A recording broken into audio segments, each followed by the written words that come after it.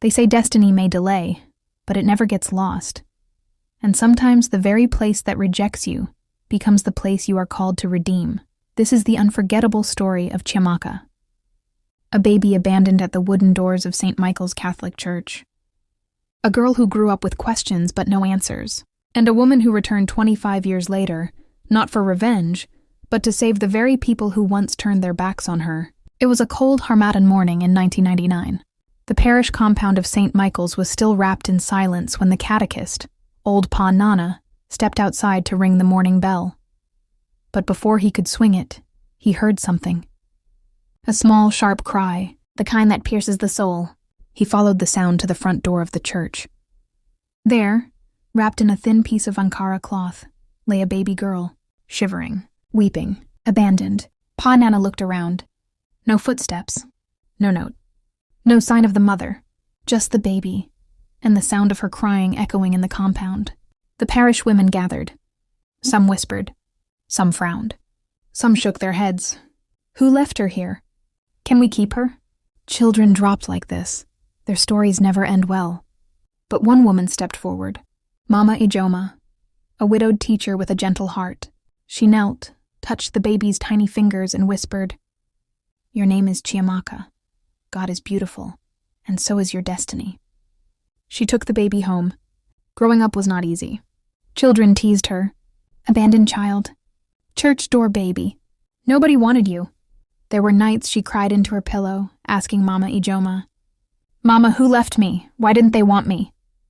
And her mother always answered the same way, "My child, it is not who left you that matters, but who you become." Chiamaka carried those words like fire in her chest. She was brilliant, the kind of child who read by candlelight, who studied even when her stomach growled with hunger. At 13, she decided, "I will become a doctor. I will help children who are born into pain, just like me." People laughed. "Doctor? With what money? Your type is meant to struggle, not dream." But Chiamaka pushed. Through university, through medical school, through sleepless nights and endless obstacles. And every time she felt she couldn't go on, she remembered the cold wooden doors where she was abandoned, and the warm hands that picked her up. She graduated with honors. She became a pediatric doctor, young, compassionate, brilliant. But destiny had another chapter waiting. One rainy evening, tragedy struck St. Michael's, the very church where she had been abandoned. There was a fuel tanker accident near the parish. The explosion shook the neighborhood. People ran for safety. The church hall, hosting a women's meeting, was filled with smoke and panicking souls. They called every hospital. No ambulance was close enough. No doctor was nearby, except one. Dr. Chiamaka was driving past after her shift when she saw the flames rising over the church roof. Her hands moved with precision. Her heart moved with purpose. But the real shock came when she knelt to help an elderly woman lying weakly against a wall. A woman trembling, coughing, gasping for air. When she looked closely, she froze. That face, that scar above the eyebrow, the trembling lips. The elderly woman whispered, I know you. You look like the baby I left at this church and so many years ago." Every sound disappeared. Chiamaka's heart felt like it stopped. This woman, the one gasping for air, the one she was struggling to save, was her mother, the woman who abandoned her. Confusion washed over her.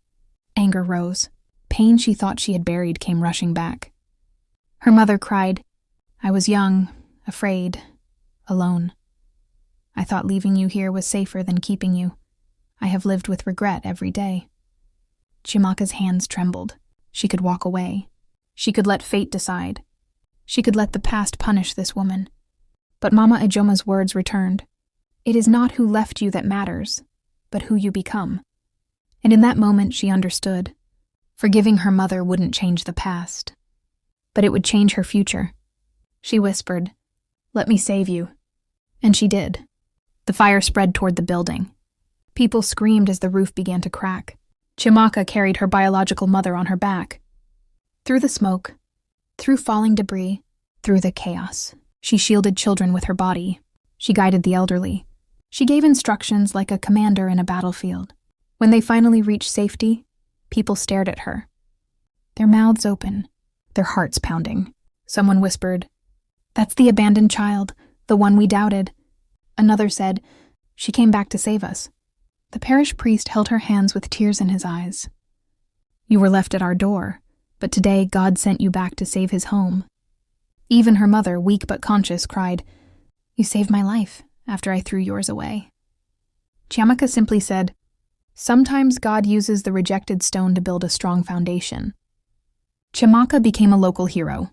The church built a small clinic in her name, the Chiamaka Healing Center. She worked there every weekend, caring for children in the same community that once whispered about her. Her story spread far and wide.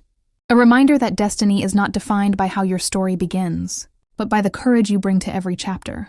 From abandoned to accepted. From rejected to redeemed. From a baby left at a church door to the doctor who saved the people inside. Her life became a testimony.